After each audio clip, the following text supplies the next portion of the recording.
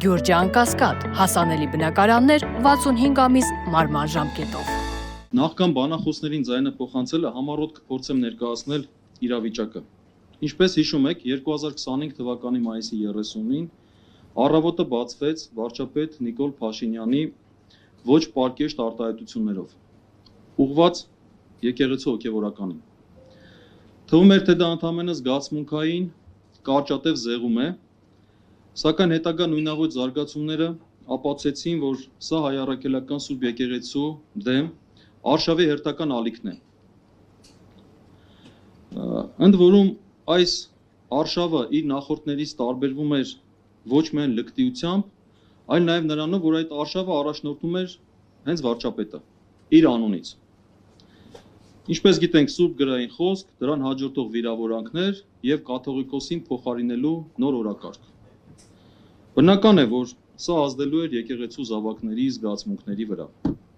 Նույնիսկ աթեիստ կամ եկեղեցու հետևորդ չհանդիսացող մեր հայրենակիցները քաջ գիտակցում են, որ հայ առաքելական Սուրբ եկեղեցին բացառիկ առաքելություն ունի հայ ժողովրդի հոգևոր կյանքում, նրա ազգային մշակույթի զարգացման եւ ազգային ինքնության պահպանման հարցում։ Իշխանությունը փորձում է այս արշավը ներկայացնել որպես անձի կամ անձանց դեմ գործողություն։ Սակայն մենք լավ պատկերացնում ենք, որ սա եկեղեցու ինքնակառավարման համակարգի դեմ ուղղված արշավ է։ Իսկ դրա ապացույցները բազմաթիվ են։ Մասնավորապես, վարչապետը վաղուց իրեն համեմատում է Պապ Թագավորի հետ, որը ինչպես հայտնի է, հակաեկեղեցական կեցվածք ուներ։ Նոր Հայաստան, նոր հայրապետ շարժումը 2018 թվականին իշխանության թողտվությամբ կամ կազմակերպմամբ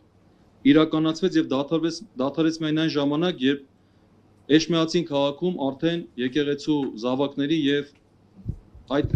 ակտիվիստների միջև բախումներ սկսվեցին։ Հիշում ենք նաեւ հայ եկեղեցու պատմություն առարկայի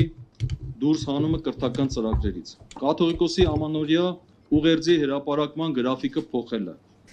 Սրան զուգահեռ բազմաթիվ հետապնդումների եւ անարգանքների փորձեր են եղել։ Մասնավորապես Ամենայն հայոց կաթողիկոսի նկատմամբ վարչական տուգանքներ են կիրառել, օրինակ թեմերի տրանսպորտային միջոցներից մեկի ճեկի խախտումների համար։ Տուգանել են կառույցի ղեկավարին։ Ավելին, գրությունները, որոնք ուղղվել են կաթողիկոսին կամ թեմերի առաջնորդներին, հստակ հատուկ շեշտադրվել են որպես կրոնական կազմակերպություն։ Եվ սրանք բազմաթիվ են։ Հիմա սա անձի դեմ դրսևորում է, թե ինստիտուտի դեմ։ Կարծում եմ դա ակնհայտ է։ Եվ զարմանալիորեն այս ամենը համընկել է ադրբեջանական քարոզչական թեզերի հետ։ Կովկասի մուսուլմանների վարչության ղեկավար Փաշազադեն բազմաթիվ անգամ հայ եկեղեցուն եւ անձամբ կաթողիկոսին մեղադրել եւ վիրավորական խոսքեր է հնչեցրել։ Մեջբերում եմ 2024 թվականի ապրիլի 10-ին նրա խոսքերը։ Այսօր կաթողիկոսի գլխավորությամբ հայկական եկեղեցին ամբողջ աշխարհում ռևանշիզմ է քարոզում եւ որևէ կերպ համաձայն չէ,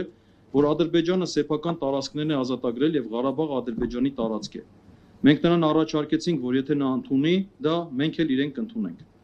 Վերջին սրացման առիթը 2025 թվականի մայիսի 27-ի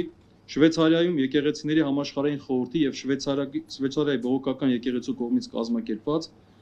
Կրոնական ազատություն հայկական հոգևոր մշակութային եւ պատմության ժառանգության պահպանումը Արցախում, Լեռնային Ղարաբաղում խորագրով միջազգային համաժողովին կաթողիկոսի մասնակցումներ։ Լավ, հարց է ծագում, ինչ է անում եկեղեցին, որ շարժում է ոչ միայն հայրենի իշխանությունների զայրույթը, այլ նաեւ մեր թշնամիների։ Արդյոք եկեղեցին հեշտ չի համակերպվում պարտվողական քաղաքականությանը։ Եթե մեր եկեղեցին այդպեսին լիներ, այդպես համակերպվող լիներ պարտվողական քաղաքականությանը, ապա մեր ժողովրդի երախտագիտության խոսքը չէր հայտնի, չէր ներառի նաև սահմանադրության մեջ, եւ եկեղեցուն չէր համարի որպես ազգային ինքնության պահապան, քանի որ մենք չենք էլ լինի։ Իրավաբանական հանրույթի ներկայացուցիչները, ինչպես նաև արևելագետները այսօր կփորձեն վերլուծել եւ ներկայացնել պետություն եւ եկեղեցի հարաբերությունները եւ կներկայացնեն իրենց գնահատականները։